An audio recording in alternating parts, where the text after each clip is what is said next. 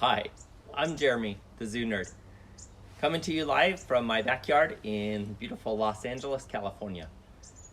Today we're going to talk a bit about a very extremely amazing group of animals called the primates. I'm going to talk in general about what makes a primate, kind of some general things that they share in common, and talk about the different groups of primates within the order of primates. So I hope you enjoy what I have to share with you today. Hope you're doing well. Hope you're having fun. Hope you're staying safe.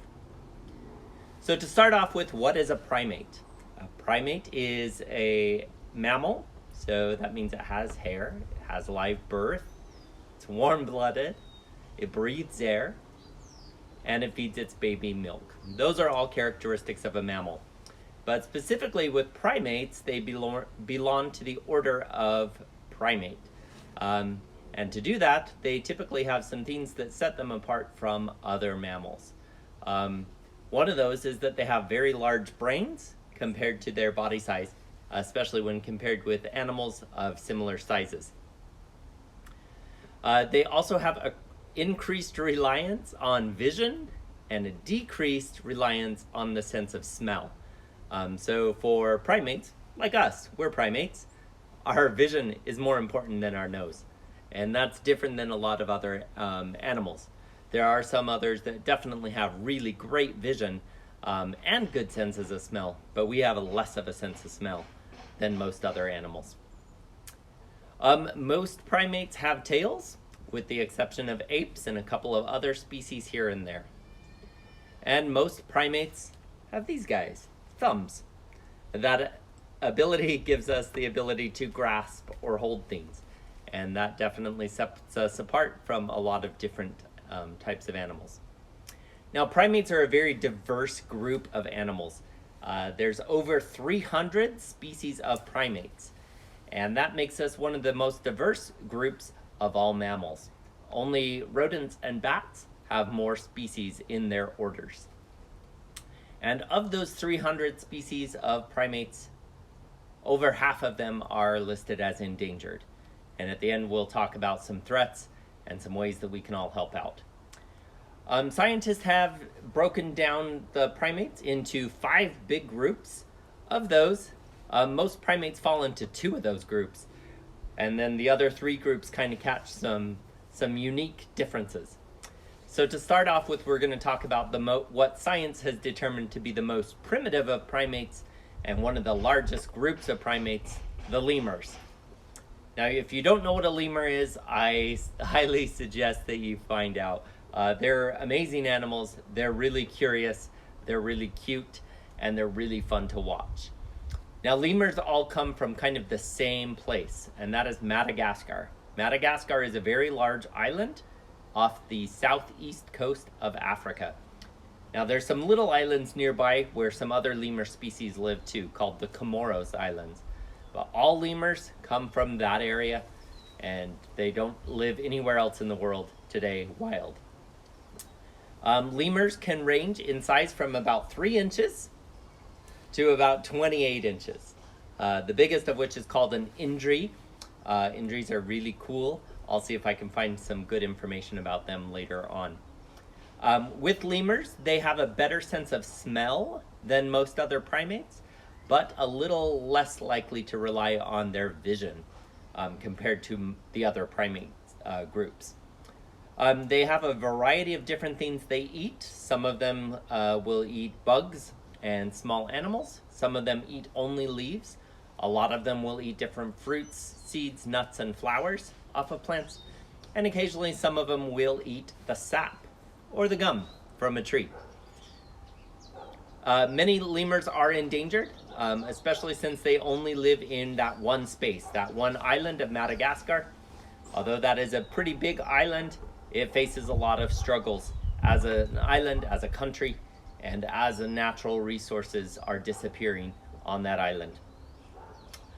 Within the lemur group, many of the animals are very social, and they are live in a variety of different habitats. So some of them live up in a rainforest, Some of them live in what we call a dry forest or even like a desert-like condition.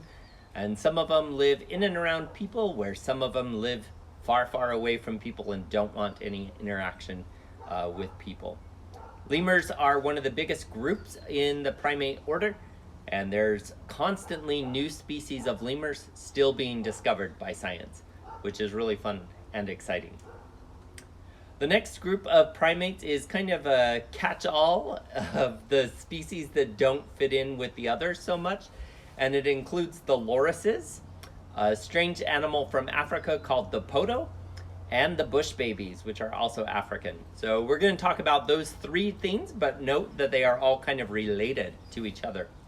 To start off with, I'll talk about the bush babies. Bush babies are an animal I've had the opportunity to observe in the wild in Kenya. They're kind of a little animal. Think about the size of a squirrel. And they live in trees, but they are nocturnal. So they kind of climb up the tree and they'll run and jump from branch to branch in search of their food. They are omnivores, so that means they'll eat a little bit of everything. They'll eat different fruits, seeds, nuts, leaves, flowers, but they'll also eat some other animals up there, mostly insects, but occasionally things like a small lizard or other small reptiles or tree-dwelling animals, occasionally some birds or bird eggs. They also love to eat the sap or the gum from a tree, and some of them have a very specialized ability to scratch the tree open to get the sap out from them. Now, bush babies live in Africa, and the next little group that we're going to talk about is kind of similar in size, but moves quite a bit differently, and those are called the lorises. You may have seen some videos of lorises out there on the internet. Lorises are very, very cute. They live in South and Southeastern Asia in the rainforest. They also live in trees. They are also nocturnal, and they range in size from about 8 inches to about 15 inches tall. So they are pretty small in general. They are also omnivores, so they will eat a lot of bugs and some of the other small animals that live in the trees, and then some of the fruit, seeds, nuts, flowers, leaves from the trees they live in. And then finally, our strange little guy called the poto. Potos live only in the rainforest in Africa. They're really cute looking. They are also nocturnal, so that's kind of a common thing with this group of animals. They're all nocturnal or active at nighttime. They also are omnivores, so they'll eat about everything, and they're about 15 inches in height. So they are also pretty small guys. Next, we're going to talk about a very strange group of primates called the tarsiers. They are very small, some of the smallest of all primates. They're about 3 inches to about 6 inches in height, so they're very little guys. They have huge eyes. They have really great, highly developed eyes, and they are very much nocturnal only, so they're only active at night. There's 6 different species of them. They live in Southeast Asia, and they are strictly carnivores, so they only eat other animals. Typically that's going to be insects, reptiles, and maybe some birds and birds' eggs, because they are pretty small guys, and so they're not going to go hunting deer or anything crazy like that. They also have a really unique ability in that they can turn their head 180 degrees, which is more than we can turn. So they can look around quite a bit on their little tiny head with their great big eyes. They also have something that I think can best be described as sticky fingers. They have little pads on the edge of their fingers, and they'll jump from one tree to another tree, and that gives them the ability to catch on and grab hold of those trees really, really well. Those are the tarsiers. So next is the other big group of primates, the monkeys. Typically when you hear the word primate, you may think of the monkeys, and that's because they're really well known and really beloved by people. Monkeys are generally split into 2 big groups, Old World and New World. And they do that kind of to separate some very distinct differences between them, and we'll go over some of those differences. So Old World, again, would be animals from Europe, Asia, and Africa. So those are going to be the Old World monkeys. The New World monkeys are going to be from the Americas. So North and South America, as well as that little land bridge in between called the Central America. So Central American monkeys tend to be a bit smaller than their Old World countries. And the New World monkeys contain the smallest of all monkeys, which is called the pygmy marmoset. All marmosets are very small, weighing less than a pound, and typically about 4 or 5 inches long. The pygmy marmoset, I believe, is about 3 inches, not counting their tail. All monkeys have tails, although some of the tails are very, very small. New World monkeys also sometimes have the ability to have what we call a prehensile tail. That means they can take their tail and wrap it around a tree branch and really hold on with their tail. Some of the expert monkeys about doing that are going to be things like spider monkeys, howler monkeys, woolly monkeys. They can all do a very good job of holding on with their tail. Now, not all New World monkeys have a prehensile tail, but if it has a prehensile tail and it's a monkey, it's going to be in the New World, so in the Americas. They also live mostly in a tropical setting in the New World, so that's going to be through a lot of the rainforest in South America and Central America, with the furthest ranging north monkeys being in South Mexico in the New World. Now, talking about the Old World monkeys, most of those are going to live in Asia or Africa, but they live in a variety of different habitats. So there are some monkeys that live in a desert area, some that live in the rainforest, some that live in the drier forest, and some that live out on the open savanna. So the monkeys in the Old World are a little more evolved to live in a different habitats, and monkeys in the Old World tend to be a bit bigger. With both Old World and New World monkeys, there are some very distinct differences in the different species and what they eat. Some only eat plants, and like the fruits, the flowers, the seeds, the leaves. Some only eat the leaves. And then some will eat a wide variety of different things, and they'll be omnivores, so they may eat some bugs, they may hunt some other small animals. There's a couple monkeys that will eat crabs or shrimp, some that will even try to eat fish when they can catch it, and definitely some that will go after some bigger things like other small mammals and reptiles. Now, some of those New World monkeys would include things like squirrel monkeys, saki monkeys, titi monkeys, capuchin monkeys, howler monkeys, marmosets, and tamarins. And that sounds like a wide variety, and that's because it is. There's a lot of different kinds of New World monkeys. I'm going to talk a little bit about when my zoo career first started.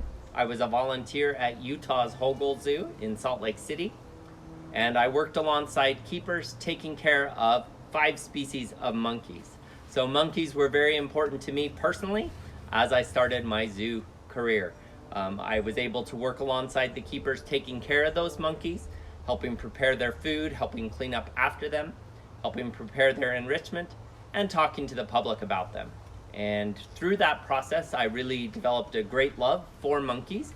And then my second job in the zoo world, or my first paying job, was at the Phoenix Zoo in Arizona, where I worked in a walkthrough exhibit with squirrel monkeys. Now, squirrel monkeys are very adorable. They're very cute, but they can be a bit mischievous. So they are a smaller monkey from South and Central America. They're kind of brownish, grayish gold in color. They have really cute faces, but they're pretty small, weighing in between 1 and 2 pounds. And my job there was to help people learn about the monkeys and make sure the people didn't touch the monkeys and make sure the monkeys didn't touch the people. And through that experience, I was able to learn a lot about monkeys, monkey behavior, monkey socialization, and monkey vocalization. During my time in working with the squirrel monkeys in Arizona, I definitely could start to learn some of their language, and I knew different sounds meant different things. For instance, they had an alarm call for predators or potential predators, and even though they were in the zoo, they would still make these sounds. They had a specific call for a bird of prey. If they would see a hawk or even a vulture circling up above, they would make that sound, and all the monkeys would move a little lower into the trees. They also had a different alarm call for a snake. In Arizona, we would sometimes see snakes mostly on the ground, and if the monkeys saw a snake, they would typically move a little higher in the trees, and then they would get in the trees right above the snake and yell at the snake, sometimes dropping or throwing things at the snake to try to scare it away. Now, they also had another predator alarm call that they made, and I only heard it a couple times, but when I did, it was because there was a cat around, just a little house cat that wandered the zoo grounds from time to time, and it posed no real threat for them, but when they made that sound, they all kind of rushed to the deepest, darkest spots of the trees to kind of hide together and wait for the cat to leave. Through learning about that, I really gained an appreciation for the intelligence that monkeys have and for their ability to work together as a society. And that's kind of a real common thread throughout a lot of the primate species. Most of them that are social are very good at communicating with each other, and they do so through a variety of different ways, but mostly vocalizations or sounds they can make with their mouth. Now, talking about some of the old world monkeys, some of those would include things like baboons, mandrills, drills, colobus monkeys, guenons, langurs, mangabeys, vervets, and snub-nosed monkeys. And some of those live in very dry places, some of those live in very wet places, and some of them live in even cold places. So one of those is the macaques that live in Japan. They're sometimes called the snow monkeys. They live in an area where it snows and will seek out hot springs to stay warm. They're really cool animals, Japanese macaques. Some of those species I've been able to witness in the wild, particularly in Kenya. When I visited there, I definitely saw some baboons and also some vervet monkeys, both of which were really cool. The vervet monkeys were very curious and sometimes a little daring with how close they would come to people to look for things. I was at a lodge in Samburu National Park, and there were 3 vervet monkeys that got into the dining room, and they were running across the tables looking for any food that people had dropped, and they found a bread basket with some rolls in it, and they grabbed the rolls and took off with those. And then some of their friends came in and started going through drawers and opening the drawers looking for food in this dining room in the lodge restaurant, which was really funny to watch, but definitely could be trouble if you were trying to work in a setting like that and had to fight off monkeys who might be trying to steal your food. Now, on that note, when we were driving through the national park, we saw a huge fig tree, enormous, and it was covered in figs, so little fruits that were very ripe, and we had a lot of baboons that were in that tree eating the figs. And as we drove by, our driver slowed down, and we asked if we could stop for a photo, and he said no. And so we kept driving. And as we drove, he explained that we couldn't stop because there were too many monkeys there, and they would know that we could also have a food source, and that if we stopped, they would definitely try to come after our food. So we drove down the road a bit, probably a kilometer, so about 2/3 of a mile. And then we stopped at a picnic area to have our picnic lunch. And as soon as we stopped, we realized that the monkeys from the fig tree had followed us. So suddenly we were surrounded by baboons, mostly, but there were also some vervet monkeys in the group. And as we started looking around, there were probably 50 or 60 that were there pretty quick.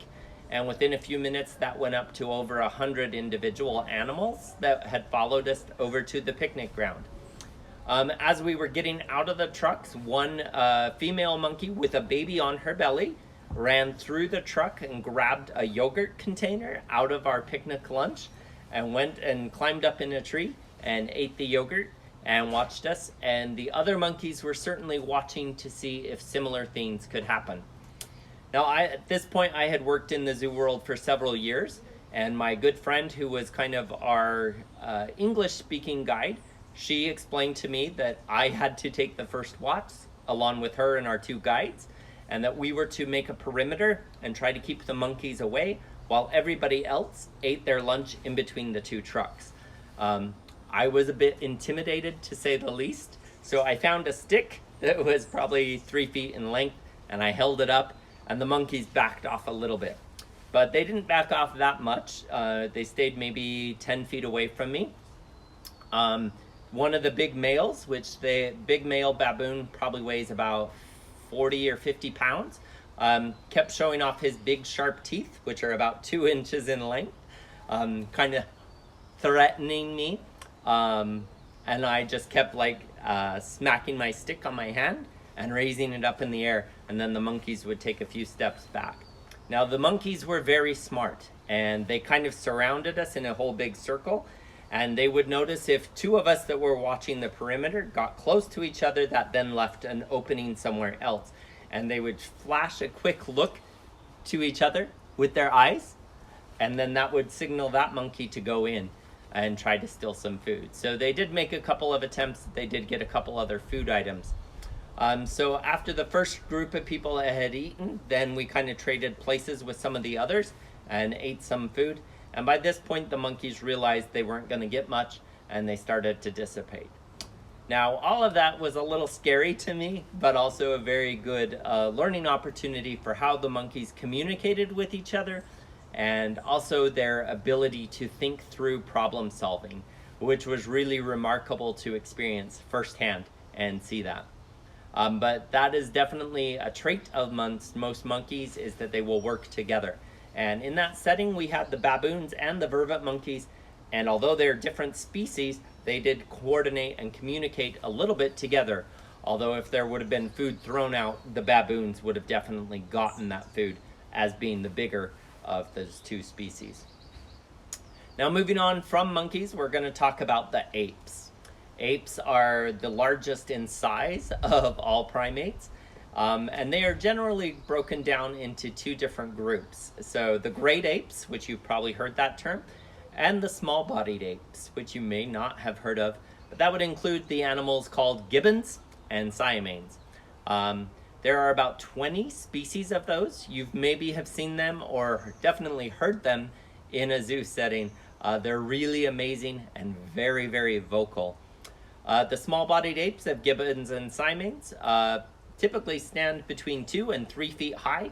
When they stand on the ground, they have really long arms. So even though they're only 2 or 3 feet tall, and I'm like 6 feet tall, their arm is about as long as mine.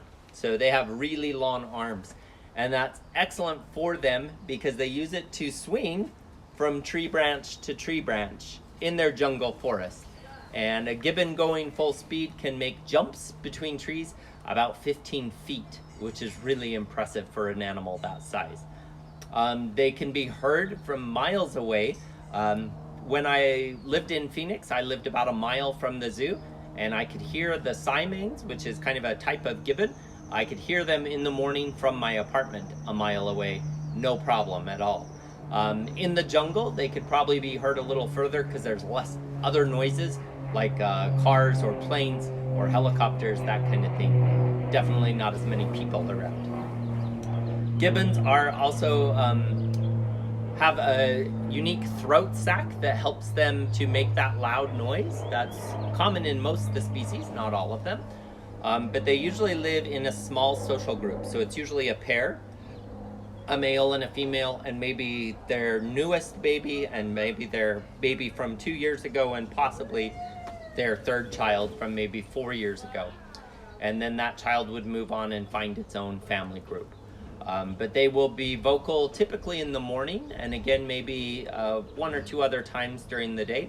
And the male and the female make a very special individual song that they sing, with both of them having different parts that they sing, and that communicates to other gibbons that this territory is occupied, that this is their space.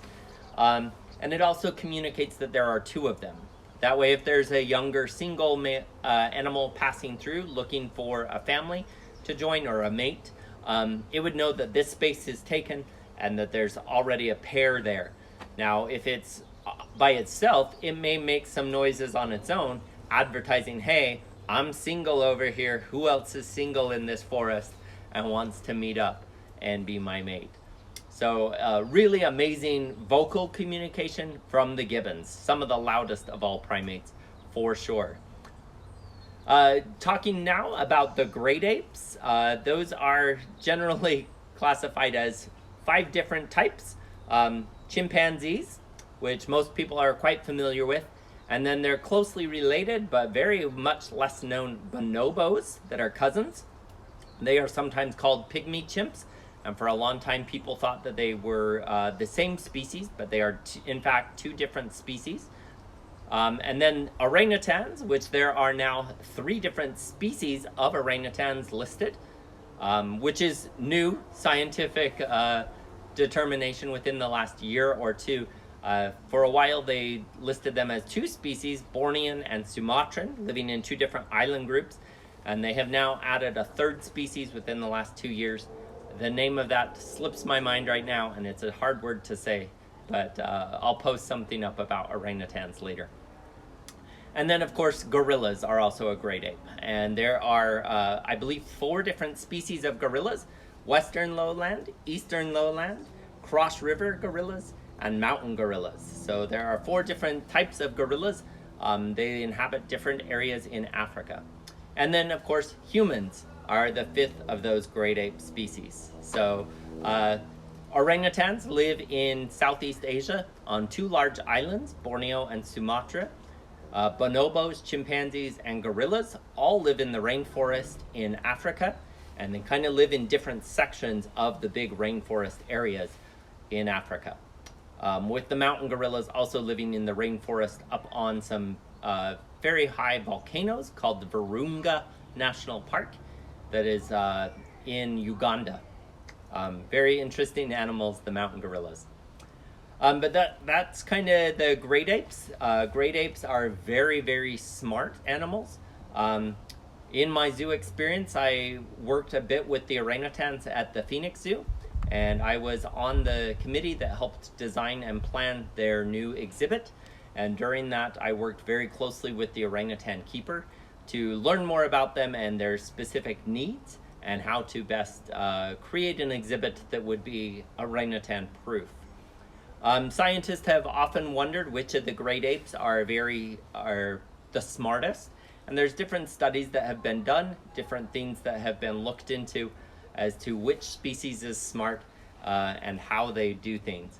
One of those research projects I read about involved things similar to like the child's toy, with kind of a box with different shaped holes and different shaped blocks that would coordinate with those holes. So a round hole with a round block, a square hole with a square block, a rectangle hole, a triangle hole, etc. And so a researcher gave some of those to chimps, gorillas, and orangutans, and studied and recorded those to kind of document how these animals solved problems. And the chimpanzee was the first one to figure it out by trial and error. So picked up a block, tried it in the different holes. They knew they'd get a treat if they got it right. Was very quick to figure out which block went in which hole. The gorilla picked it up and just kind of put the block in place and pounded it in, kind of using brute force as their way of figuring out which block could fit into which hole and trying to make it work, whether it was the correct shape or not. The orangutan sat there for a very long time, looked at the blocks, looked at the blocks, looked back and forth, and for over an hour didn't really touch anything. And the researcher was quite puzzled by this and wondered if the orangutan understood what they were being asked to do. And the researcher decided that they would give it a few more minutes and then call it. And at that moment, the orangutan started picking up blocks. And each block the orangutan picked up, put it in the correct hole on the first try. And from that, they deduced that orangutans learn differently than the others and have really great cognitive abilities, or the ability to see through and think about a problem and then solve it. Of the great apes, orangutans are the least social of all apes, usually living on their own or a mom with her baby. And sometimes a baby and a toddler child who's still learning life. But orangutans are not great risk takers. They're very good at thinking things through. Whereas chimps live in very large groups and gorillas live in pretty communal small groups they have others to rely on to help them figure things out. And if they make a mistake, somebody else may be able to help them out. An orangutan by itself, if they make a mistake, they could be in trouble. So science has spent a lot of time learning about how those different animals figure out problems. And from that research experiment, the scientists doing that research proposed that orangutans have the greatest ability to problem solve. Now, I'll talk more about that in a future episode where we talk more about orangutans specifically. But some really great stories ahead as we continue on with the critter chats. I want to talk a little bit about some threats that all primates face. Humankind has been harsh on primates, even though they are our closest relatives. We have not treated them very well, and we've caused a lot of problems. So some of those big problems today, there's kind of three big ones, and then some other specific smaller ones for individual species. But the biggest of which is deforestation. Most primates live in a forest area, and in those forests, humans are cutting down the trees. And we're doing so for a variety of reasons. To make wood, to build things, to make paper, to make toilet paper, to grow crops. All of those things cause destruction of forests. And when we destroy a forest, we destroy a home of not only the primates who live there, but other animals who may live there as well. And that's a big problem for a lot of primates today, especially if we cut through the middle of a forest and make a road, and then they're scared to cross that road or hesitant to do so if there's lots of big trucks or other vehicles driving about. That can cause a problem as well, as called habitat fragmentation. Another big problem for a lot of primates is illegal trade. So this would be catching some of them for pets. That is still a big problem in a lot of the world. And let me tell you, having worked around a variety of different primates, I've worked a little bit with lemurs, a lot with some monkeys, and a bit with some apes. They are not good pets. Don't think about doing it. They are very smart. If they're not in a social setting, they can have a lot of social anxiety and neurological or brain issues because they're constantly looking for others of their kind. They need others. They are a social species, and if you have them by themselves, that is going to be a problem for them mentally. They can also be very destructive, and they can be quite harmful and can even capable of killing people. So they are not good pets. Do not think about having a primate as a pet. The last big threat for them is hunting. In parts of the world, they hunt them because primates may be stealing crops or food that humans are growing. They may hunt them for trophies, or they may hunt them for their skin or different body parts, and in some places they hunt them to eat them. All of these have become problems with different primates in different parts of the world. Now, I don't want to end on a sad note, so I want to talk about a success story. And it's something that has happened in my lifetime with a primate species that I worked with when I was first a volunteer in Utah's Hogle Zoo. And that's called a golden lion tamarin. They're very bright colored yellow or orange monkeys, about this size. They come from a very small area on the coast of Brazil, along the Atlantic coastline. And in that forest, that's really close to very big cities in Brazil, where there's millions and millions of people that live in that area. And as people continued to grow in their city and they kept chopping down forests to build more houses and apartments and expand their city, they pushed these little monkeys into a very isolated and small area. So by 1991, there were estimated to only be 200 golden lion tamarins left. That's a very low number for a primate, so that was very scary. Some very forward-thinking conservationists and people who worked at the National Zoo, at the Smithsonian National Zoo in Washington, D.C., decided to do something about that. And so they started a very comprehensive breeding program called a species survival plan, and they partnered with zoos all across the United States and Canada, and they started to breed and raise those little tiny monkeys in a zoo setting. They also partnered with the government in Brazil to set aside some forest as a habitat to save for the little monkeys. They also created some ways of connecting broken pieces of habitat. If there's a forest here and a forest here, if they could create a way for those monkeys to move between those two bits of forest, that could work out. By planting some trees in there, by putting in a nature path, that way people could still use the area as needed, but there was a way now for the monkeys to connect from this piece of forest to this piece of forest.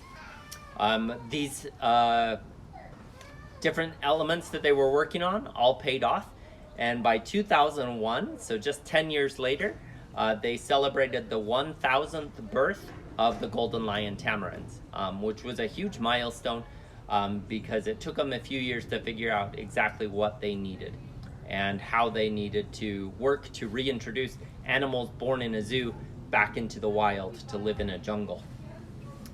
Today, there's about 3,000 golden lion tamarins that live in the forest protected areas in coastal Brazil. And so that is a big success. They are no longer listed as critically endangered. They are still listed as endangered.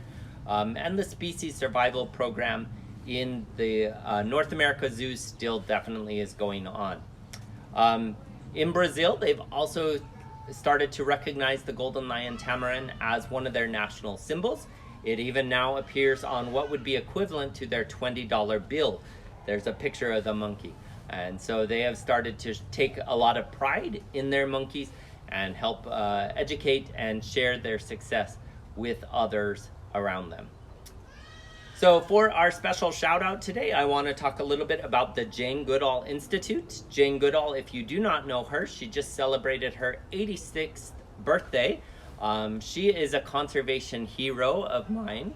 She started studying chimpanzees in a very special place in Africa when she was just out of college. And her research site is one of the longest continual research sites of anywhere in the world, and she still is doing work with the chimpanzees there. They know her, she knows them. She now knows 4 generations of chimpanzee families at her research site, and she's done some really amazing work.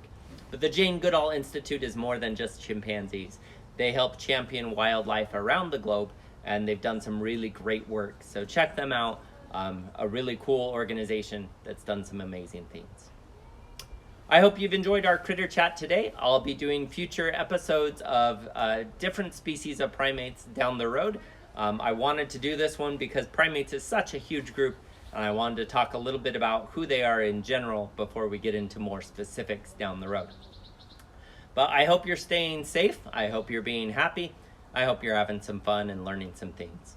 If you like Zoo Nerd, I encourage you to check out the other information I'll be posting later today on the Facebook profile, and like, follow, subscribe, and share this information with family and friends. Until tomorrow, see you. Have a great day. Bye-bye.